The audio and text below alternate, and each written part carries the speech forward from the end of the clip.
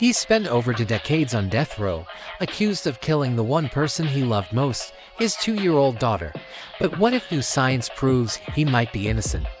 This is the story of Robert Roberson, quiet father from Texas, back in 2002. His life shattered when his daughter, Nikki, suddenly stopped breathing.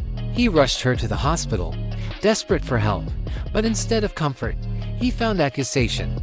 Doctors saw her injuries and immediately pointed to shaken baby syndrome.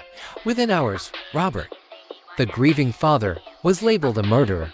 Within weeks, a court sentenced him to die. But the story the prosecution told had a huge missing piece. What they saw as a cold, emotionless killer was actually a man with autism. Robert's flat affect, his calm expression, his difficulty with eye contact, they interpreted it all as signs of guilt. In reality, it was his way of processing the most horrific trauma of his life. They presented the shaken baby theory as undeniable fact, claiming Nikki's injuries could only have been caused by violent shaking. But what if they were wrong?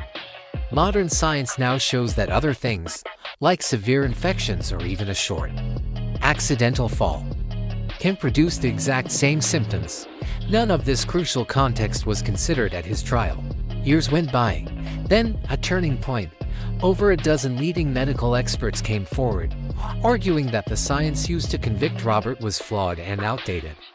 They testified that shaken baby syndrome is no longer a reliable diagnosis. This new wave of evidence was so compelling that in 2025, just before his scheduled execution, the courts agreed to pause and review the case. But a pause isn't a pardon.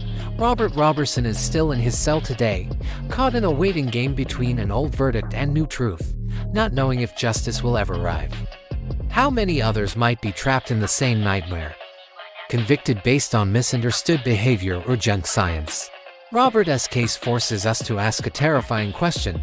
What happens when the justice system is more focused on protecting its own reputation than on finding the truth?